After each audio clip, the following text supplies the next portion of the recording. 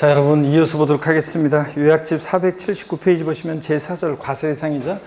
우리 취득세 대상은 우리가 포항 영일만이 고향인 사람 스토리를 통해서 우리가 취득세 대상을 공부했습니다. 여러분 보세요. 자, 법에 열거가 되어 있는데 취득세 대상 어떤 것들이 열거되어 있느냐? 그러면 자, 포항 영일만이 고향인 갑이라는 7080 세대 요 갑의 스토리를 통해서 스토리텔링으로 우리가 취득세 대상을 공부했습니다. 이 사람 포항 영일만 고향이요. 어린 시절에 마도로스가 되는 게 꿈이었는데 꿈은 꿈으로 끝나고 서울에서 직장 생활하다가 어느 날 삶의 회의를 껴서 고향으로 낙향하는 과정을 우리가 쭉 따라가 봤죠. 3인칭 전지적 관점에서. 그랬더니 서울에서 뭐 팔고 갔어요? 토지 건축물 팔고. 뭘 타고 갔어요, 여러분들? 항공기 타고 항공기 타고 김해공항 갔다가 요 공항에서 차량을 타고 영일만 도착했죠. 그래서 맨날 바다 보고 소일하고 그리운 바다 성산포 이생진 시인의 시도 제가 소개해드렸고 그 식구처럼 이 사람도 맨날 바다 보면서 수평선에 눈이 베었다. 에? 술은 내가 먹었는데 취한 것은 바다다. 빨강 등대 아래 방파제에 걸터 앉아서 에? 해삼에 소주면 먹으면 고독이 방파제에 펄떡이고 어쩌고 그랬죠, 여러분들? 이 사람 맨날 그러다 보니까 이 사람 부인이 야 인간아 일 좀 하라 그래서 어부가 되기 결심했죠. 선박 취득해서 어업권을 다른 사람부터 사서 고기를 잡았는데 너무 힘들고 위험해서 안 되겠다 그래서 양식업권도 사가지고 양식업도 했죠. 양식업권 취득해서 양식업도 하다가 아 이것도 안 되겠다 그래서 내 제2의 인생을 불태울 수 있는 뭔가 없을까 그래서 여행 떠났죠. 강원도 정선으로 해요. 여기 강원도 정선 가면 카지노 강원랜드가 있죠. 여기서 카지노 하면서 아이템을 떠올려 봅니다. 사북고한 태백의 탄광촌의 산들을 바라보면서 아이템이 떠올랐죠. 여기 온 사람들 골프 치고 콘도 숙박도 하고 종합체육시설 운동도 하고 폼나게 승마도 하고 요트 탈 수 있는 회원권을 분양하는 복합 요트사 건설하기 위해서요. 폐강사들이었죠. 그래서 광업권 취득해서 임목법에 의한 임목을요. 뭐로 여러분들? 에? 뭐로? 기계, 장비로 싹 밀고 건설한다 그랬는데 이거 다 까먹었어요 벌써 여러분들? 예. 서울에서 뭐 팔고 갑니까? 토지 건축물 팔고 항공기 타고 차량 타고 도착해서 선박 취득해서 어업권 취득해서 양식업권 취득해서 고기 잡고 양식업 하다가 강원랜드 갔죠? 거기 온 사람들 골프, 콘도, 종합체육시설, 승마, 요트형권 분양하는 리조트사 건설하기 위해서 폐강사 드렸죠? 광업권 취득해서 임목을 보러 기계, 장비로 싹 밀고 건설한다 그랬습니다. 이 스토리를 기억하라고 했는데 여러분들 그 다음에 권리 중에서는 이렇게 어업권, 양식업권, 그 다음에 광업권 이런 것도 대상이고 또 그 다음에 회원권은 골프, 콘도, 종합체육시설, 승마, 요트형권이고 임목법에 의한 임목, 기계장비 이런 것도 대상이 되고 선박은 무리를 떠다니는 배면 다 대상이 되고요. 차량, 자동차관리법상의 자동차에 한하지 않고 우리가 알고 있는 자동차라든가 그 다음에 오토바이, 궤도, 기차 케이블카 다 포함합니다. 그 다음에 항공기 사람이 탑승해서 항공에 사용하는 거면 비행기, 비행선, 활공기, 헬리콥터 다 되고요. 그 다음에 이 토지 건축물 얘네들 범위를 좀 주의하라고 그랬죠. 토지 지적공부상 토지뿐만 아니라 사실상의 토지를 포함하고요. 건축물 그러면 건축법상의 건축물 우리가 알고 있는 건축법상의 건축물 건물뿐만 아니라 건물과 독립한 시설물도 대상이 되는데 골프 연습장이요. 체육시설의 설치, 이용에 관한 법률에 따른 20타석 이상의 골프 연습장이요. 그래서 풀장, 스케이트장, 골프 연습장 같은 이런 것들도 자 대상이 된다 그랬습니다. 이런 시설물들도 대상이 된다. 급수, 배수, 도관시설, 에너지 공급시설 등 기본 세분 엄청 많이 있었죠. 시설물들. 그 다음에 건축물에 딸린 시설물 그래가지고 건축물에 딸린 시설물 이래가지고요. 건축물에 딸린 시설물 그러면 어떤 거냐면 엘리베이터, 에스컬레이터 같은 그렇죠? 승강기 자 이런 것들도 그 자체로는 대상이 아닌데 건물에 부착 설치될 때는 취득세 대상이 된다 그랬습니다. 그래서 이렇게 건물 그러면 자 건축물 그러면 건물뿐만 아니라 이런 시설물도 포함되어 있다는 거 주의하라고 그랬죠. 자 그러면 됐습니다. 그래서 거기 교재 보시면 479페이지 열거되어 있고요. 실질에 의해서 부과하니까 뭐 신고 여부, 등기 여부, 허가 여부, 적법 여부 관계없고요. 자, 그 다음에 취득세 대상 건축물, 건물과 시설물이요. 그 그 다음에 건물과 독립한 시설물도 대상이 되고 이런 것들 한번 봤습니다. 그 다음에 뭐 광어권, 어업권, 양식어권 같은 것도 대상이 되고 출원에 의해서 원시 취득할 때는 어업권, 광어권, 양식어권 면제, 그러니까 승계 취득할 때만 대상이 돼요. 그래서 제가 참고적으로 제가 이런 것들을 왜 다른 사람으로부터 어업권, 양식어권, 광어권 샀다는 표현을 썼냐면 처음에 출원에 의해서 관계당국에서 서류 제출해서 원시 취득할 때는 취득세를 뭐 한다? 면제예요. 승계 취득할 때만 대상이 되거든요. 자, 그런 거고.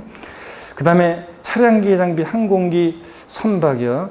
차, 기, 항, 선. 얘네들은 원시 취득할 때는 과세한다, 안 한다? 안 한다 그랬습니다. 승계 취득할 때만 과세한다. 그래서 현대자동차에서 자동차 원시 취득했을 때, 그 완성차 딱 만들었을 때 원시 취득했을 때 취득세를 딱 부과하면 가격에 반영해가지고 바로 현대자동차는 우리 같은 소비자들에게 전가시키겠죠? 그럼 우리 같은 소비자들은 현대자동차 판매 주식회사로부터 자동차를 승계 취득할 때 취득세를 내고 이미 자동차 가격에 반영되어 있는 취득세를 또 내게 되는 문제가 생기기 때문에 이중과세 문제 또 수출 경쟁력 떨어지고 그렇기 때문에 자, 머리끌 순서는 바뀌었지만 우리 어떻게 배웠어요? 차, 기, 항, 선. 차량, 기계, 장비, 항공기, 주문에서 건조하는 선박은 원시 취득은 과세한다, 안 한다? 안 하고 승계 취득만 과세한다 그랬습니다. 자, 그 다음에 임목 이런 거 대상이 되고 회원권 5가지 대상이 되고요. 자, 이렇게 해서 한번 보시고 거기 팁에 보니까 지상권, 전세권, 지역권, 등기된 부동산 임차권 이런 것들은 취득세 대상이 아니라는 거 꼭 기억해야죠. 취득세 취득은 지난번에도 설명드렸어요. 사실상 소유권 취득해야지. 소유권 이해 권리들, 부동산 임차권, 지상권, 전세권 이런 것들.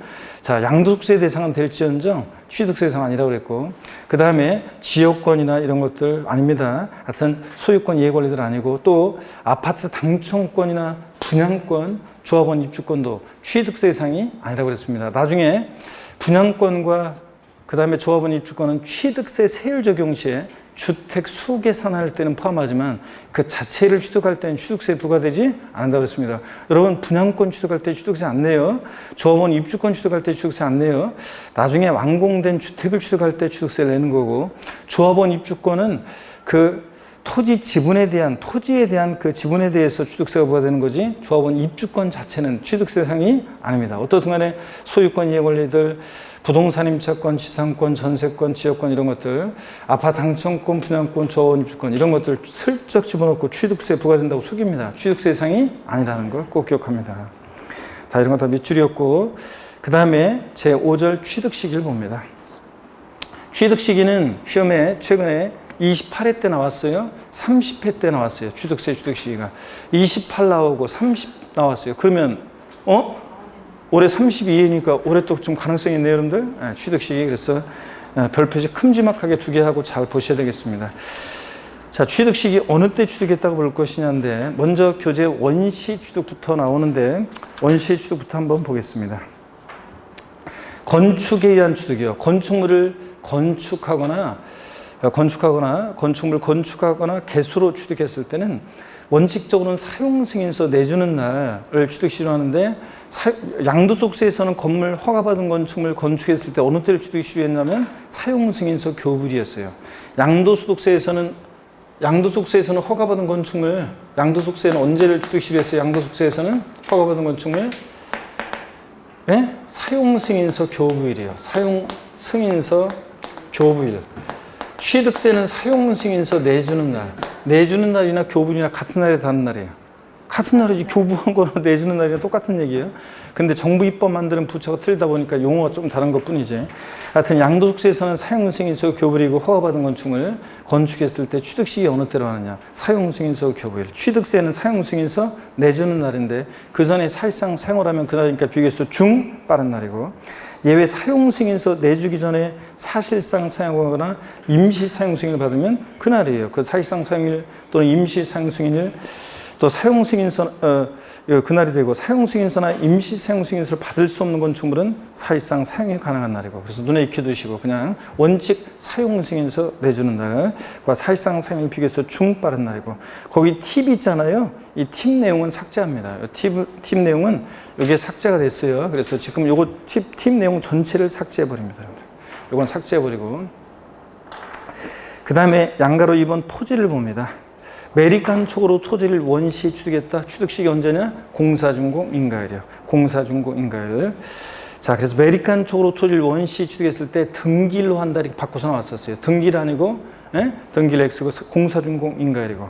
동그라미 2번 공사준공 인가일 전에 사용승낙이나 허가받으면 그날이에요. 사용승낙일, 허가일, 그리고 사실상 사용일 비교해서 중 빠른 날입니다. 그래서 눈에 익혀두는 수밖에 없어요. 이런 거 찾고. 매립간 촉으로 토지를 원시 취득했을 때는 자 언제냐? 공사준공 인가일이에요. 등기일이 X입니다. 등기로 바꿔서 나왔었고요. 그 다음에 주택조합 등의 비조원용 토지의 취득식인데요. 주택조합 등이 비조원용 토지를 취득하는 거예요. 이거는. 자, 그럴 때 취득식이에요. 주택조합이 주택법에 따라 주택조합이 비조원용 토지를 취득했을 때는 사용검사 받은 날 미출입니다. 이건 다음 날 아니에요. 근데 다음 날로 바꿀 수 있고. 근데 주택재건축조합이 도정법 규정에 따라 주택재건축조합이 비조원용 토지를 취득했을 때 취득시기는 소유권 이전고실의 다음 날입니다. 그래서 이거 다음 날 쏙 빼고 출제가 됐죠. 제가 양도소득세에서 우리 이런 거 나왔었어요. 양도소득세에서 환지 처분으로 취득한 토지인데 환지 처분으로 취득한 토지는 환지 전 토지 취득일을 취득시키기로 했습니다. 최독기, 금독기, 은독기, 쇠독기, 남북공과 산신용금 얘기해 드렸는데 환지 처분으로 취득한 토지는 환지 전 토지 취득일인데 환지 처분으로 권리면적의 증가 감소가 있을 때는 환지 처분으로 새로 받은 거니까 환지 처분 공고일의 다음 날. 했어요, 안 했어요? 도시개발법에 따른 개발사업 벌어질 때 갑이라는 사람이 A 토지 소유자인데 사업이 시작되면 사업 시행자로 갔다가 사업이 종료하게 되면 사업주군의 다른 토지로 환지받을 때 이 지목이나 지번이 변경됐다 할지라도 토지는 동일성의 변동이 없다고 봐서 환지받은 토지는 환지 전 토지 취득일을 취득시로 하고, 근데 환지 처분으로 권리면적의 증가 감소가 있을 때 입식금 진 부분은 환지 처분으로 새로 받은 거니까 환지 처분 공고일의 다음 날. 그랬죠? 그래서 양도소득세에서나 취득세에서나 환지 처분 공고일 이렇게 지금처럼 소유권 이전 고실 이런 거라면 항상 뭐 다음 날 이거 꼭 확인합니다. 다음 날 쏙 뺀다고. 그래서 28회 시험 때 이것을 주택 도정법 규정에 따른 주택 재건축 조합이 비조원용 토지를 취득하는 경우 취득시는 소유권 이전 고시 1이다. 이런 식으로 다음 날 쏙 빼고 나왔어요. 그런데 지문이 굉장히 길었었는데 상당수 수험생들이 제 강의를 들은 분들은 시험을 보면서 제 음성이 들렸죠? 소유권 이전 고시 나오니까 얼핏 보니까 다음 날 제 음성이 딱 들렸죠? 다음 날 봤더니 없어. 그래가지고 다 골랐다 그런 얘기예요. 그래서 소유권 이전 고시의 다음 날 요거. 근데 주택조합이 주택법 규정에 따라 주택조합이 비조원용 토지를 취득할 때는 사용검사 받은 날. 이건 다음 날 아니고요. 도정법에 따라서 주택 재건축조합이 비조원용 토지를 취득했을 때는 소유권 이전 고실의 다음 날. 요거. 자, 다 체크하고 눈에 익혀두시고요. 넘어갑니다. 480페이지에 유상승계 취득의 취득식입니다. 자, 매매 같은 유상승계 취득의 취득식은 원칙 언제냐? 일반적인 경우 계약상 잔금지입니다. 거래 당사자 안에 신고된 그 계약상에 남아있는 계약상 잔금지를 취득시로 해요. 근데 그 계약상 잔금지를 명시되지 않았다 그러면 계약일로부터 며칠? 60일 경과하는 날입니다. 이 시험에서 등기일 X입니다. 등기일로 한다 그러면 그럴 따지면 아니에요.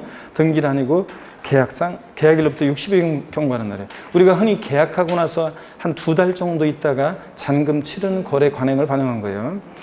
자, 등기일 아니고요. 그 다음에 다만 디귿번 있죠? 디귿번 내용은 뭐냐면 계약 해지에 관한 거예요. 디귿번은 여러분들이 거기다가 디귿번에다가 제목을 달아놓는데 뭐라고 달아놓냐면 계약 해지예요. 계약 해지. 자, 취득세 유상승계 취득의 계약 해지는 어떤 내용이냐? 계약 해지라고 답 달아놓고 해당 취득 물건을 여기가 포인트예요. 등기 등록하지 아니하고 여기가 포인트입니다. 밑줄이요. 별표시요. 등기 등록하지 아니하고 다음에 해당하는 서류에 의해서 계약의 해지는 사실이 입증될 때는 취득한 것을 보지 않는다. 쭉 밑줄인데 취득세 안 냈으면 낼 필요 없고 낸 게 있으면 돌려주고요. 포인트는 등기 등록하지 아니하고 계약 해지가 되고 해지된 사실이 입증될 때 취득한 거 보지 않는 거예요. 그런 거지 등기가 된 경우에는 계약을 해지하고 입증이 되더라도 취득한 것으로 봅니다. 자, 어떤 서류에서 입증이 돼야 되느냐? 서류를 달달 외울 건 아니에요. 참고적으로 봅니다. 화해조서, 인락조서, 공정증서. 또 C번 계약 해제 신고서. D번 부동산 거래 신고 관련 법령에 따른 부동산 거래 계약 해제 등 신고서. 이런 거예요. 그 다음에 기간이 나오는데 취득세에서는 딱 하나 나중에 나오는 예외 빼놓고는 국가지자체 등이 매각했을 때 매각 통보 빼놓고는 자 무조건 며칠이다? 60일입니다. 취득세에서 며칠 나왔다? 무조건 며칠? 60일입니다. 그러니까 여기 안에 박스 안에 있는 것들은 신경 쓸 필요가 없어요. 자 그럼 다시요. 시험 문제는 어떻게 바꾸느냐? 유상승계 취득의 경우 해당 취득 물건에 대해서 등기한 경우에도 등기한 후 또는 등기 등록이 된 경우라도 계약 해제가 되고 해제된 사실이 화해조서 등으로 입증될 때는 취득한 것으로 보지 아니한다. X입니다. 등기가 된 경우에는 계약 해제하고 입증이 되더라도 취득한 것으로 봅니다. 꼭 확인하셔야 돼요. 등기가 됐는지 계약 해제할 때 등기 등록이 되지 않고 계약 해제가 되는지 꼭 확인합니다. 등기 등록하지 않고 계약 해제가 됐어야지 등기가 된 경우에는 해제하도록 입증이 되더라도 취득한 걸 봅니다. 동그라미 2번이요. 사실상 잔금지비를 취득시가 되는 경우 계약사와 상관없이 실제 잔금지비를 취득시로 하는 거. 이 사실상 잔금지비를 취득시로 하는 것은 아무 때나 인정하지 않죠. 객관적 취득만 인정합니다. 국가, 지자체, 조합으로부터 취득 2개 동그라미. 자, 국가로부터 지자체로부터 부동산을 취득한다. 계약서상으로는 잔금지급일이 2021년 6월 10일인데 실제로는 6월 24일 날 치렀다. 그러면 6월 24일 사실상 잔금지를 취득시합니다. 공무원들이 다 적어놨으니까 객관적 입증이 되잖아요. 수입에 의한 취득 수의 동그라미, 공매 경매 방법에 의한 취득 공의 동그라미, 판결문 판의 동그라미. 또 밑줄이죠. 가로 안에 이 판결문에서 이 판결문은 민사소송이나 행정소송에 의해서 확정된 판결문이지 화해, 포기, 인락, 자백간주한 경우는 어떻게 한다? 제외한다. 이런 것들은 조정절차 속에서 재판 전에 또는 재판 중에 조정절차 속에서 나온 거니까 객관적으로 잔금지비를 증명할 수 있는 소리가 되지 않습니다. 그 다음에 미음번 법인장부에서 취득가액이 증명된 취득. 법의 동그라미요. 그래서 머리 글자를 따서 국수, 공판, 법 같은 객관적인 취득은 사실상 잔금지비를 취득시합니다. 객관적 취득. 법인이 계약의 일방 당사자다. 법인 장부로 입증된다고 보고요. 자, 근데 거기 팁을 보세요. 부동산 거래 신고 등에 하는 법률 규정에 따라서 검증이 이루어진 취득의 경우에는 계약상 잔금지비를 그랬는데 밑줄이요. 부동산 거래 신고 등에 하는 법률에 의해서 신고서 제출해서 검증받은 취득은 객관성이 있다고 봐요. 우리 뒤에 또 과세표 나오지만 객관성이 있는데 다만 국민들이 헷갈린다고. 취득 시기를 언제로 한다? 요거 계약상 잔금지비로 합니다. 우리가 객관성이 있다고 그래가지고 개인 간 매매인데 부동산 거래 신고 등에 하는 법률에 의해서 검증받은 취득 시기를 사실상 잔금지비를 취득시로 한 적도 있었어요. 그렇게 했더니 어떤 일이 생겼냐.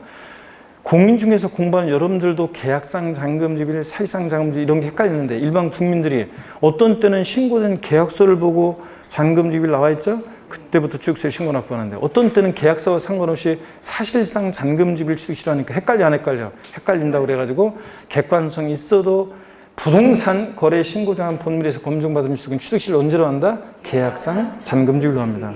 시험에서 바꾸면 개인 간 매매인데 단 부동산 거래 신고등한 법률에서 검증받은 취득임의 경우에는 사실상 잔금지비를 취득시로 한다. X입니다. 개인 간 매매, 부동산 거래 신고등한 법률 검증받은 취득의 경우도 어느 때를 취득시로 한다? 계약상 잔금지비입니다. 주의하시고. 예외 등기등록일이 되는 경우 지금까지 얘기한 이런 날들 이전에 등기등록일이 빠르면 언제다? 등기등록일에 취득한 것으로 봅니다. 등기일이 빠르면 등기일이에요. 자, 그러면 질문 드리겠습니다. 이런 표현 맞는지. 개인 간 유상승계 취득의 경우에 계약상 잔금지비일과 등기일 중 빠른 날을 취득세상 취득시기로 한다. 다시요. 개인 간 매매, 개인 간 유상승계 취득의 경우 취득세상 취득시기는 계약상 잔금지비일과 등기일 중 빠른 날이다. 맞습니다. 개인 간 유상취득이니까 계약상 잔금지비인데 등기일이 빠르면 등기일이고 등기일보다 계약상 잔금지비일이 빠르면 계약상 잔금지비잖아 원래. 그러니까 비교해서 중 빠른 날. 맞습니다. 또 질문 드립니다. 30회 시험에 나왔던 거. 공매 방법에 의한 취득의 경우에는 사실상 잔금지비일과 등기일 중 빠른 날이다. 취득세 취득 시기 문제에서 자, 공매 방법에 의한 취득의 경우에는 사실상 잔금지비일과 등기일 중 빠른 날이다. 에? 내 눈치만 보지 말고 대답을 하란 말이죠. 중 빠른 날이다. O, X. 맞습니다. 공매, 경매, 국수공판법이잖아요. 사실상 잔금지비인데 등기일이 빠르면 등기일인가 비교해서 중 빠른 날. 맞습니다, 여러분들. 이런 표현들. 자, 그 다음에 연부 취득의 경우 봅니다. 연부취득은 2회 이상의 기간에 걸쳐서 매년 대금을 지급하는 방식으로 거래할 때, 그죠? 월부로 취득하면 다달이 대금을 갚아나가는 거고, 연부로 취득하면 2년 이상의 기간에 걸쳐서 대금을 지급하는 방식으로, 연부금 지급하는 방식으로 취득할 때, 연부취득의 경우는 매회 지급되는 그 사실상 연부금 지급일마다를 독립적인 취득 시로한다 그랬습니다. 자, 이거 계약상 연부금 지급일이 아니라는 걸 주의하셔야 돼요. 그 사실상 연부금 지급일에다가 사실상에다가 돼지꼬리 땡냐해서 계약상 X예요. 계약상 연부금 지급일이 아니에요. 언제로 한다? 사실상 연부금 지급일입니다. 자, 그 다음에 근데 똑같아요. 등기등록일이 빠르면 등기등록일이고요. 하여튼 연부취득은 매회 지급되는 사실상 연부금 지급일마다를 취득 시로합니다. 첫해 연부금 지급일이 계약서 상으로는 2021년 7월 10일이었는데 실제로는 7월 19일 날 치러지면 7월 19일 사실상 연부금 지급일을 취득 시로합니다. 그 해에 지급하기는. 제가 지금 배경적인 거는 좀 생략하도록 하겠습니다. 이거 연부취득의 경우는 매회 지급되는 그 사실상 연부금 지급일이지 계약상 연부금 지급일이 아니라는 거. 자, 481페이지입니다. 무상승계 취득의 취득시입니다. 증여 같은 무상취득은 원칙 언제다? 계약일입니다. 증여는 낙성불려시 계약이라고 그랬죠? 민법에서 배우잖아요. 야, 넌 진짜 맨날 하는 일이 그 모양이냐? 너 저 사업 실패했다고 그래가지고 또 요새 빌빌대고 그러는데 너 보니까 막상 보니까 진짜 그렇네. 내가 돈 남아들어서 근데 너 한 1,000만 원 줄까? 상대방이. 내가 청약 의사표시했죠? 증여 청약 의사표시인데 상대방이 됐다 임마. 그럼 뭐 한 거예요? 거절했죠? 증여계약 불성립합니다. 증여는 계약입니다. 근데 이렇게 빨리 왜 이렇게 계약한 날을 취득 시로하느냐? 사람 마음은 갈대기 때문에 그렇다 그랬죠? 내 전 재산을 어느 사회복지재단에 기부하겠습니다. 그래 놓고 하룻밤 자면 전 재산 많은 거 반반 이런 식으로 된다고 그랬죠? 반의 반 반의 반으로. 그래서 계약일을 취득 시로한다. 다시요. 시험에서는 증여 등 무상 취득의 경우에는 취득 시기는 등기일로 한다. 아니에요. 증여로 취득한 자산은 계약일입니다. 우리 양도소득세에서는 이거 증여로 취득한 자산 갖고 있다 팔 때 양도소득세에서는 증여받은 자산을 갖고 있다 팔 때 어느 때 취득 시기로 했었어요? 증여받은 날. 양도소득세에서는 증여받은 날. 증여받은 날이라는 것이 예규에서 부동산은 등기일, 동산은 인도를 의미하는데 그렇게까지 우리 알 필요 없고 그렇게 시험에 나오지도 않고요. 그냥 증여받은 자산은 증여받은 날, 양도세에서는. 취득세에서는 증여계약일. 취득시로 합니다. 이거 서로 뒤바꿔요. 증여 계약일하고 계약한 날하고 증여받은 날은 다른 거예요. 부동산은 등기일, 동산은 인도일 의미하니까. 그래서 양도소득세에서는 증여받은 날, 취득세에서는 증여계약일이에요. 동그라미 2번 상속받은 자산은 역사가 비상속인 돌아가시면서 역사가 시작되죠. 상속계실. 유증은 유증계실. 유증이라는 게 증여자가 사망했을 때 증여 효력이 발생하잖아요. 그래서 유증계실. 자, 그 다음에 동그라미 3번도 여러분이 제목을 달아놓습니다. 3번에 뭐라고 달아놓냐면 동그라미 3번에 계약해제 이렇게 제목을 달아놓으세요. 계약해제. 무상승계 취득의 계약해제입니다. 시험에 이미 나왔어요. 최근에. 다만 해당 취득 물건을 여기가 또 포인트예요. 등기 등록하지 아니하고 밑줄이고 여기 별표시고 계속 또 밑줄입니다. 다음에 해당한 서류에 의해서 계약 해제된 사실이 입증된 경우에는 취득한 것으로 보지 아니한다. 쫙 밑줄이고 취득세 안 냈으면 낼 필요 없고 낸겠으면 돌려주고. 포인트는 뭐라고요? 등기 등록하지 아니하고요. 계약 해제가 되고 해제된 사실이 입증이 돼야 되는데 어느 서류에 의해서 입증이 돼야 되느냐? 화해조서, 인락조서, 공정증서, 계약 해제 신고서요. 저기 왼쪽 480페이지 왼쪽 유상승계 취득의 계약 해제 입증 서류를 보니까 자, 유상승계 취득의 계약 해제 입증 서류는 4가지예요. 근데 여기는 3가지예요. 어떤 게 다르냐면 유상승계 취득의 계약 해제 서류 중에서 D번이 없어요. 여기는. 근데 그런 것까지 시험에서 차이점 물어볼 가능성 낮으니까 그냥 차이점 한번 보고 가시면 됩니다. 어떻든 간에 시험에서 포인트는 이렇게 나왔어요. 무상승계 취득의 경우에 등기한 후 계약이 해제되고 해제된 사실이 화해조서 등으로 입증되는 경우엔 취득한 것으로 보지 아니한다. X입니다. 제가 뭐라고 했어요? 등기한 후라고 그랬죠? 등기한 후에는 계약 해제되고 입증이 되더라도 취득한 것으로 봅니다, 여러분. 이거 주의하시고. 양가로 2번 예외를 봅니다. 계약일 전에 등기 등록을 했다? 그럼 등기일이지 뭐. 서면에 의하자는 증여계약. 야, 친구야, 도와줄 거야? 자, 이런 보세요. 아까는 제가 증여 불성립하는 걸 얘기했는데, 야, 친구야, 사업 실패했다고 그래가지고 너 힘들다고 하는데 와서 보니까 진짜 그렇네. 옛날에 내가 힘들 때 네가 나 도와줬잖아. 근데 내가 이번에 이것밖에 못 들어서 미안한데 친구야 힘내라 그랬더니 상대방 친구가 고마워 친구야. 그럼 뭐 한 거예요? 증여계약 성립했다고 그랬죠? 이게 증여는 계약인데 자, 서면에 의하자는 증여예요. 친구가 도와줄까? 고마워. 이런 건 지들이 멋대로 조정할 수 있잖아요. 그렇기 때문에 언제다? 계약, 자, 등기일을 취득시킵니다. 등기일. 계약일이 아니라 등기일이고. 참고적으로 보십니다. 하여튼 증여 같은 무상취득은 원칙 언제? 계약일. 상속은 어느 때? 상속개시. 유증은 어느 때? 유증개시. 이렇게 딱 알고 가면 됩니다. 그리고 계약 해지 알아두시고요. 그 다음에 의제 취득의 경우 취득시인데 차량 등의 종류 변경인데 이건 참고고 양가로 2번하고 구조가 똑같은 거예요. 이런 간주 취득의 경우에 토지 지목 변경에 따른 취득은 토지 지목이 사실상 변경된 날과 공부상 변경일 중 빠른 날입니다. 쫙 밑줄이요. 이게 시험에 또 나왔었죠. 이게 시험에 어떻게 나왔었냐. 작년에 종합문제 속에서 질문 한 줄 나왔는데 토지 지목에 따른 지목 변경에 따른 취득은 사실상 지목 변경일로 한다. X입니다. 예전에는 이렇게 돼 있었어요. 제가 시험에 나오면 작년에도 그랬는데 이렇게 나올 거라고 했는데 토지 지목 변경으로 인한 경우의 취득 시기는 밭에서 새로 지목이 변경될 때 원칙 사실상 지목 변경을 하는데 다만 예외적으로 사실상 지목 변경이 불분명할 때는 공부상 지목 변경일로 한다. 옛날에 이렇게 돼 있었어요. 근데 지금은 동등한 위치에서 중 빠른 날이에요. 그래서 시험에서 작년에 나온 것이 토지 지목 변경으로 인한 경우의 취득 시기는 사실상 지목 변경일로 한다. X입니다. 그렇게만 돼 있으면 틀려요. 사실상 변경일과 공부상 변경일 비교해서 중 빠른 날이어야 됩니다. 아셨죠, 여러분? 이렇게 밑줄이고. 그 다음에 주의, 지목 변경 이전에 사용하는 부분이 있으면 사실상 사용일이지 뭐. 지가 사용하는 날. 자, 이렇게 해서 취득시 봅니다. 여기서 물론 좀 빠진 게 있는데 나중에 뭐 문제를 통해서 또 보충하기로 하고요. 이런 게 빠져 있어요. 절 보세요, 여러분들. 하나 빠진 게 뭐냐면 시험에 나왔던 것 중에 30회 시험 나왔던 것 중에 빠진 게 뭐냐면 이혼할 때 제3분할로 인한 취득 있죠? 이혼할 때 어떤 게 빠져 있냐면 이혼할 때 제3분할로 인한 취득의 경우는 제3분할로 인한 취득의 경우 있죠?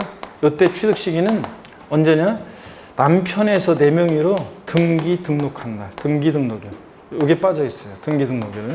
자, 그래서 이혼할 때 제3분할로 인한 취득은 언제다? 등기일 또는 등록일이다. 등기 등록일이다. 요게 빠져 있어요. 요거 한 가지. 이혼할 때 제3분할로 인한 취득은 취득시 언제다? 등기 등록일. 그 맨 아래다가 하나 뭐 추가해서 적어 놓으세요. 481페이지 맨 아래 공란에다가 이혼할 때 제3분할로 인한 취득은 언제다? 등기일 또는 등록일. 남편에서 4명이로 등기한 날. 요거 하나 더 추가해서 적어 놓습니다. 시험에 나왔던 것 중에서 하나 빠진 거는 기본수에는 있는데 지금 여기는 없어요. 그래서 이거 하나 더 추가하고요. 넘어갑니다. 자, 그러면 취득세 제6절 과세표입니다. 고개를 드시고 여러분들 목운동 합니다. 여러분들. 목운동. 아이고, 자. 목운동부터 스트레칭. 반대로 돌리시고. 자, 허리도 좌로 돌리시고. 아이고. 자, 기지개도 화끈하게 제끼시고. 어깨도 돌리시고. 좋습니다, 여러분들. 자, 코로나가 다시 또 엄청난 또 폭발적인 또 증가를 보이고 있죠. 또 소식 들리고 그러는데 큰일입니다. 이러다가 또 비대면으로 갈까봐. 자, 시험 점점 중요한 시기인데 이제 빨리 뭐가 진정이 돼야 되는데 큰일입니다. 비대면으로 가면 안 되는데 그죠, 여러분들? 우리 비대면으로 가면 그랬잖아요. 겨울에. 네? 그래서 그리고 서로 얼굴도 못 보고 막 그랬는데 다시 또 이거 이상가족 되고 그러면 안 되는데 큰일입니다. 자, 그럴까봐 큰일이에요. 어떻든 간에, 요즘 보면은 강남 강의하는 날, 이게 밤에 10시, 이제 강의 끝나고 이제 그때 보면은요, 난리가 아닙니다. 하여튼. 그리고 또 초저녁부터 이렇게 거기 이제 지나다니다 보면, 음식점이든 술집이든 난리가 아닙니다. 그래서 다닥다닥 막 모여가지고 그냥 사람들이 그냥 아주 그냥 마스크 안 쓰고 막 웃고 떠들고 옛날 한여름 그날하고 똑같습니다. 옛날 코로나 이전에 그 시기하고 똑같이 그렇게 하니까 지나다니면서 무슨 생각을 하면 저기서 한 사람만 확진자 있으면 여기 있는 사람 다 걸릴 건데 그런 생각하면서 제가 맨날 지나다녔는데 아니나 다를까 진짜 또 이렇게 됩니다. 그래서 여기 여러분들은 방역 철저히 신경 써서 시험 끝날 때까지는 그런 곳에 그냥 사람 많은 술집이나 음식점이나 이런 데는 아예 그냥 안 가시는 게 좋습니다, 여러분들. 아셨죠? 그래서 건강 잘 챙기시고, 여러분들은. 자, 482페이지 봅니다. 제6절 과세 표준입니다. 별표 3개입니다. 과세 표준과 세율은 중요하고, 자, 별표 3개고, 작년엔 종합문제 속에서 지문 한 줄 나오는 정도였지만 또 독립범죄로 나올 수 있고 중요합니다. 자, 먼저 여러분들이요, 우리가 과세 표준은 취득세 과세 표준은 이런 거예요, 여러분들. 자, 한번 봅니다. 취득세 과세 표준요. 세금 계산을 어떻게 할 것이냐, 그러면 세금 계산을 어떻게 할 것이냐. 이 지우기를 지우니까 어떻게 더 지저분해졌어요? 여기 우리 저기는 조치를 취하시기를 바랍니다. 어떻게 지우는데 어떻게 더 지저분해지냔 말이지. 깨끗해져야 되는데 지우개가. 자, 조치를 취하시기 바라고 한번 보겠습니다. 보시면은 한번 보겠습니다. 여러분 보시면은 취득세 세금 계산 어떻게 하느냐. 우리 과세 표준이라는 거예요. 과표라는 게 결정이 되면 곱하기 세율에서 우리가 산출세 구하잖아요. 자, 그럴 때 세금 계산은 지방세나 국세나 이렇게 한다고 그랬습니다. 자, 그럴 때 과세 표준이라는 것은 세금을 계산하는데 기초가 되는 가액이나 수량인데, 그럴 때 이 과세 표준이 취득세는, 자 보세요. 과세 표준이 취득세는 취득가액이고, 취득하는 가격이고, 취득가액이고, 등록면허세는 과세 표준이 뭐 부동산 등기할 때는 부동산 가액이 되고, 또 채권 금액이 되는 것도 있고 뭐 등등 그렇습니다. 재산세 과세 표준은 재산 가액인데, 그랬을 때 이 취득세 등록면허세는 이 과세 표준을 누가 결정하느냐 그러면 이것은 납세 의무자가 결정하죠. 납세 의무자가 신고 납부하는 세금이니까 취득세는 납세 의무자가 결정합니다. 재산세 재산가액은 보통징수하니까 과세주체 지자체장이 이것을 결정하고요. 자, 그랬을 때 과세주체가 결정하고요. 이 취득세 과세 표준 취득가액이요. 납세 의무자가 결정한다고 그랬잖아요. 그러면 어떻게 취득세 과세 표준이 결정되느냐? 자, 원칙적으로요. 납세 의무자가 여기 원칙 거부표를 보세요. 원칙적으로 신고하는 가액으로 하는데, 정확히 얘기하면 취득 당시 신고하는 가액이죠. 거기다가 신고 가액 앞에다가 취득 당시란 말을 꼭 껴놓으세요. 취득 당시. 취득세 과세 표준은 취득 당시 가액인데, 정확히 얘기하면 취득자가 취득 당시 신고하는 가액을 말합니다. 그래서 취득 당시란 말을 꼭 껴놓으셔야 돼요. 신고가액 앞에다가 취득 당시 신고하는 가액이에요. 그 다음에 주의를 보니까 연부로 취득할 때는 매회 지급되는 연부금액을 과세 표준합니다. 올해 첫 해 계약서상 지급하기로 한 연부금액은 10억이었는데 실제로는 8억 지급되면 8억 원. 연부 취득의 경우 우리 연부 취득을 여러분들 배웠었습니다. 자, 여기 보세요. 연부 취득의 경우 우리 어떻게 배웠었냐면, 취득 시기 하면서 제가 아까는 생략했지만 한번 보세요. 그러면 우리가 연부 취득이라는 것은 연부 거래한다. 2년 이상의 기간에 걸쳐 연부 거래할 때 연부 취득의 경우는 보세요. 500만 원, 5천만 원, 5억짜리 거래하면서 사람들이 연부 거래 안 한다고 그랬죠? 속 터져 죽겠지. 뭐 저 5억짜리 거래하면서 5천만 원짜리 거래하면서 뭐 5년, 10년에 걸쳐서 연부금 지급하는 방식으로 거래한다. 속 터져 죽잖아요. 그러니까 뭐 50억, 500억, 5천억짜리 같은 거 거래할 때 계약금, 중도금, 잔금이 단기에 왔다 갔다 하기 쉽지 않잖아요. 연부 거래합니다. 그래서 각과의 총 연부금액, 예를 들어서 그냥 50억짜리 총 연부금액, 50억짜리 연부매매 계약을 체결했는데 5년의 기간에 걸쳐서 매년 10억 원씩 연부금 지급하는 방식으로 연부매매 계약을 체결했습니다. 첫 해 연부금 지급일이 계약서상으로는 2021년 7월 10일이었는데 계약서상으로는, 실제로는 7월 19일 날 치러지면 계약상 연부금 지급일이 아니라 아까 언제를 취득시로 한다고 했어요? 사실상 연부금 지급된 때를 취득시로 해서 이때 취득세를 신고 납부합니다. 근데 이때 취득세 계산은 총 연부금액 50억 곱하기 세율이 아니라 요해 계약서상으로 지급하기로 한 연부금액은 10억이었는데 실제로는 8억 원의 연부금이 지급되면 계약상 연부금액이 아니라 사실상 지급된, 이 매회 지급되는 요 사실상 연부금액 있죠? 8억 원. 요것을 과세표준금액으로 해서, 자, 요것을 과세표준금액으로 해서 8억 곱하기 세율에서 나온 세액을 이때부터 신고 납부합니다. 이런 거예요.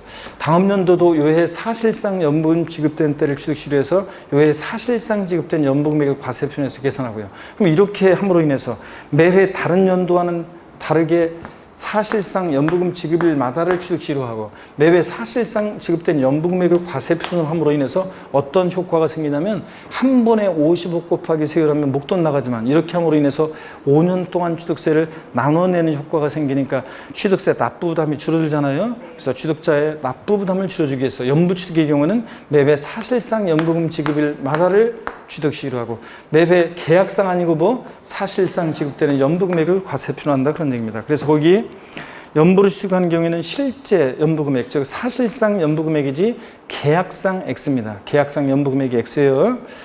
계약상 연부금액이 X고 실제 연부금액 거기다가 사실상 X, 그러니까 계약상 X에 넣으면 되잖아요. 계약상 연부금액 X고요. 자, 취득세는 원칙적으로 취득 당시 납세자가 신고하는 가액으로 하는데 예외적으로 시가표준액이 되는 경우가 있죠. 여러분 시가표준액이라는 것은 지방세를 과세할 때 물건에 대한 그 기준이 되는 가격인데 지방자치단체장은 항상 세금 계산할 때 무엇으로 과표 결정한다고 했어요? 시가표준액으로 과표 결정합니다. 그래서 시가표준액으로. 그래서 어떤 경우에 시가표준액으로 과표 결정되느냐? 신고 또는 신고 없거나 또는 신고서에 신고 가액의 표시가 없는 경우도 무신고로 봅니다. 또는 신고한 가액이 시가표준액보다 뭐하게? 미달하게 적게 신고되면 불성실 신고했다고 봅니다. 여러분 소위 말해서 시가라는 가격대가 이 정도 가격대인데 시가라는 가격대가 이 정도 가격대인데 지방세 과세 시가표준액 이 공시가격은 소위 말해서 시가의 7, 80% 선에서 결정되는 건데 7, 80%? 70% 선에서 최고 뭐 서울 같으면 그 공시가격이 시가 70% 선에서 결정된다고 하는데 실제로는 뭐 이렇게 70%, 68%까지 반영된 것은 서울 아파트나 뭐 그렇고 대부분은 뭐 외곽 지역 같으면 50%, 60%, 여전히 65% 뭐 이런 정도 선에서 결정이 됩니다. 그런데 어떤 사람이 취득했다고 신고했는데 이 신고한 가액이 시가표준액보다 낮게 신고된다. 그러면 뭐야 시가에 이거 뭐 60% 많이 해야지 68% 70% 반영돼서 결정된 건데 이거보다 더 낮게 신고해? 객관적 입증이 없는 한은 불성실 신고했다고 봐서 지자체장이 무엇으로 과표 결정한다고요? 시가표준액으로 다시 계산한다 그랬습니다. 지방자치단체장은 항상 세금 계산할 때 무엇으로 계산한다? 시가표준액으로. 자 그런 얘기입니다. 그 다음에 특례가 있죠. 시가표준액에 관계없이 언제나 항상 사실상 취득가액을 과세 표준하는 경우가 있습니다. 어떤 경우에 그러냐?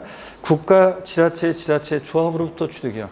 시가표준액 1억짜리인데 8천에 취득을 합니다. 그러면 그 8천만 원 과세 표준하죠? 공무원들이 다 적어놨으니까 객관적 입증이 되잖아요.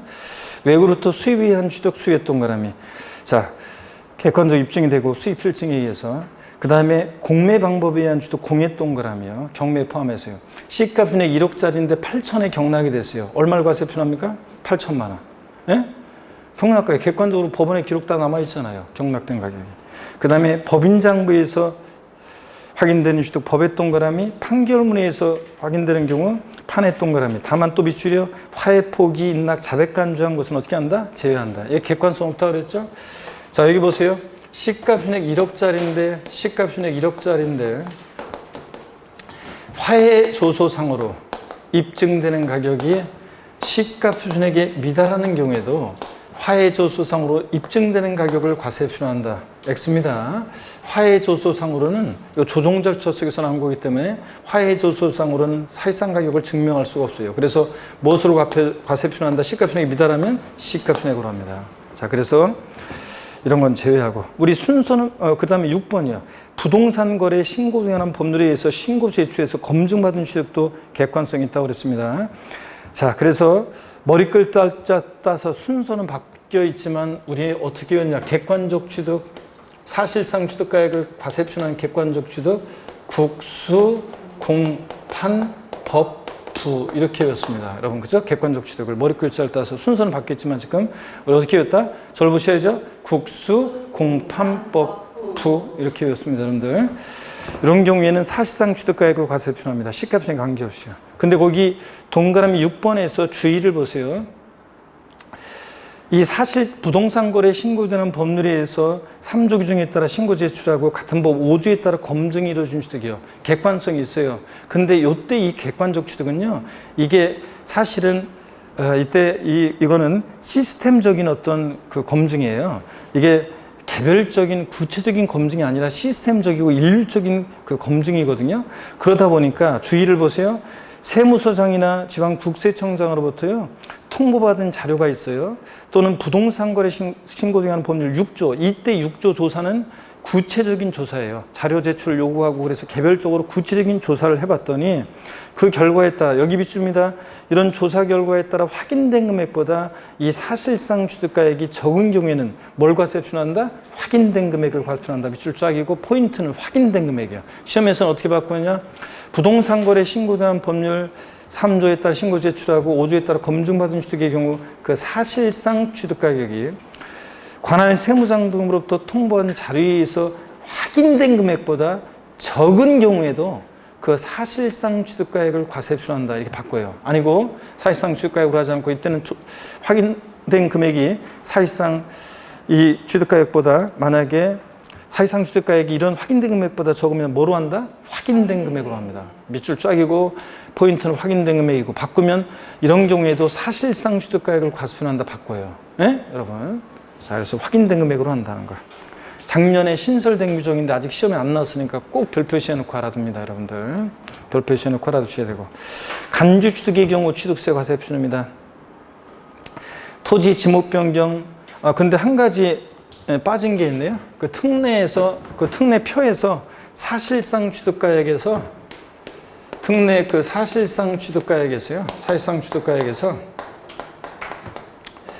여기다 돼지꼬리 땡냐에서 뭐라고 써놓냐면 단 무상 취득하고 자, 단 두 가지가 빠져 있어요. 거기다가 공란에다가 단 무상 취득과 무상 취득과 그 다음에 부당행위 계산 부인 규정에 의한 취득은 요 경우에는 제외합니다. 요 두 가지 경우는 사실상 취득에서 제외되는 경우가 있는데 사실상 취득에서 제외되는 경우가 있는데 무상 취득의 경우하고 부당행위 계산 부인 규정에 의한 취득은 이 사실상 취득에서 제외합니다. 요걸 좀 써놓습니다. 여러분 국가 등으로부터 유상승계 취득했을 때가 아싸 국소공판법 부 시가편에 관계없이 사실상 취득가액을 과세표현으로 하는 거지 국가나 자체로부터 법인으로부터 부동산을 무상으로 취득하면 사실상 취득가액은 얼마예요? 빵원 되잖아요. 그렇기 때문에 그럼 무상 취득은 사실상 취득가액을 빵원으로 해? 그럼 빵원 곱하기 세로면 빵. 그럼 무상 취득은 취득세 안 내나요? 아닙니다. 취득세는 유상, 무상 불문하고 과세가 되기 때문에 이런 무상 취득은 무엇으로 과표 결정되냐? 시가편액으로 과표 결정합니다. 무상 취득은 원칙 신고하는 가액 예외적으로 시가편액으로 한다는 규정을 해석상 준용하는데 무상 취득했는데 증여받았는데 상속받았는데 여러분들이 취득세를 신고할 때 부동산을 상속받았어요? 그럼 취득세 뭐로 신고할 거예요? 시가편액으로 신고합니다. 자, 하여튼 무상 취득은 사실상 취득에서 제외합니다. 그래서 시험에서 국가로부터 부동산을 무상 취득한 경우에 그 사실상 취득가액을 과세표현한다 이러면 틀려요. 무상 취득은 사실상 취득가액을 과세표현하지 않고 사실상 취득에서 제외합니다. 시가편액으로 과표 결정돼요. 부당행위 계산 부인 규정에 의한 취득. 우리 양도소득세에서 부당행위 계산 부인 규정 취득 배웠어요. 저도 세법 고수입니다. 특수관계자 간에 시가보다 낮게 양도하거나 높게 취득했습니다. 그러면 시가와 거래가액의 차이가 금액으로 3억 이상 차이 나거나 시가의 5% 이상 차이 나면 얘네들 조세부담 감소가 있다고 봐가지고 계산을 부인하고 양도가액과 취득가액을 뭐로 계산했어요? 작년 시험에 들어가는데 부당행위 계산 부인 특례에 해당한다. 조세부담 감소가 있다. 자, 여기 해당되면 얘네들의 계산을 부인하고 무엇으로 양도세 계산했어요? 양도가액과 취득가액을 시가로 계산했습니다. 시가로 양도가액과 취득을 계산한다. 그랬잖아요. 그러니까 이렇게 부당하게 계산됐을 때는 역시 사실상 취득가액을 인정한다 안 한다? 안 해요. 무상 취득과 부당행위 계산 부인 규정에 의한 취득은 사실상 취득에서 제외합니다. 이것도 여러분들이 써놓으시고요. 자, 그 다음에 간주 취득의 경우 취득세 과세표현을 보겠습니다. 간주 취득의 경우 취득세 과세표현을 보시면 먼저요, 여러분요. 토지 지목 변경의 경우요. 자, 토지 지목 변경의 경우 과세표는 어떻게 되느냐. 여러분 보세요, 여러분들. 갑이라는 사람이 밭을 갖고 있는데 대로 지목이 변경됩니다. 지목 변경 전에 시가 순액이 1억, 지목 변경 후에 시가 순액이 5억입니다. 취득세 과세표 금액은 얼마로 합니까? 예? 증가한가액을 지목 변경 전과 후의 시가 순액의 차액이 얼마요? 증가한가액을 과세표해요. 그래서 얼마요? 4억 원을 과세표합니다. 근데 한 가지 단 판결문이나 법인장부에 의해서 지목 변경에 등비용 입증될 때는 뭐로 한다고 그랬어요? 등비용, 지목 변경 등비용으로. 그래서 요런 얘기고, 또 한 가지는 A라는 법인이 지목을 변경합니다. 밭에서 공장 용지로요. 그랬을 때 공장 용지로 지목 변경 전에 시가순액 1억, 지목 변경 후 시가순액이 5억이 됐습니다. 이때 단 법인장부에 의해서 지목 변경의 등비용이 입증이 됐는데 그 등비용 입증되는 금액이 1억 2천이다. 취득세 과세표 금액은 얼마로 한가? 어떤 수강생분이 2억 8천이요. 왜요? 증가한가액 4억에서 비용 1억 2천 빼서요. 아니에요. 세법은 너무 앞서가면 안 된다고 그랬어요. 판결문이나 법인장부에 의해서 지목비용이 등비용이 입증될 때는 뭐라고 한다? 이 등비용을 과세표로 합니다. 등비용을. 자, 그래서 여러분들 요 얘기가 교재에 지금 빠져 있는데, 판결문이나 법인장부로 지목비용이 등비용 입증될 때는 거기 나와 있네. 참고에 나와 있네. 토지 지목 변경이요. 증가한가액은 시가순액 차익인데 단 밑줄입니다. 지목 변경 전과 후의 시가순액 차익인데 증가한가액 이게 과세표인데 원칙적으로. 자, 근데 다만 판결문이나 법인장부에서 지목 변경이 등비용이 입증될 때는 뭐로 한다? 등비용으로 한다. 밑줄짝이야. 그 다음에 차량기계 장비 선박 종류 변경으로 가액이 증가했을 때도 역시 증가한가액 과세표냐고, 건축물 증축이나 개수로 가액의 증가가 있을 때도 역시 증가한가액을 과세표합니다. 자, 이렇게 간주 취득의 경우는 뭘 과세표한다고요? 증가한가액. 근데 과점주주의 주식 취득의 경우 과세표는 이 법인의 취득세 대상 물건에 대한 총가액에다가 그 법인의 주식 또는 출자의 총수분의 과점주주가 취득한 주식의 수를 곱해서 구한다고 되는데, 이게 어떤 거냐? 이미 사례 문제로 시험에 나온 적이 있는데요. 여기를 절 보실래요, 여러분들? 어떤 얘기냐? 절 보세요. 이건 어떤 얘기냐면 이런 얘기입니다. 여기 봅니다, 여러분들. 자, 여기를 보세요. A라는 법인이 있는데요. 이 법인의 자산 보유 현황을 보니까 토지 가액이 5억, 건물의 가격이 만약에 3억, 차량의 가격이 2억, 또 뭐 시험 같으면 시험에서는 실전에서는 이렇게만 나왔었는데, 여기다가 모의고사 같은 거 보면 부동산 임차권, 취득세상이 아닌 제품 이런 것들을 쭉 깔아놓기도 합니다. 하여튼 이 법인의 전체 총자산가액이 아니라 그 중에서 취득세 대상 물건에 대한 총가액이요. 여기다가요, 10억이죠? 여기다가요, 과점주주가 취득한 주식, 전체 주식 총수분의 과점주주가 취득한 주식의 수를 곱하는데, 예를 들어서 여기 보세요. 갑이라는 주주가 법인 설립 시에 40% 주식을 취득했다가, 그 다음에 설립일 이후에 다른 사원이나 주주로부터 20% 주식을 추가 취득해가지고 만약에 60%가 됐다. 이때 취득세 과세 표준 금액은 얼마냐? 그러면 이 법인 소유의 취득세 대상 물건에 대한 총가액에다가 과점주주가 취득한 주식의 취득 비율을 곱해요.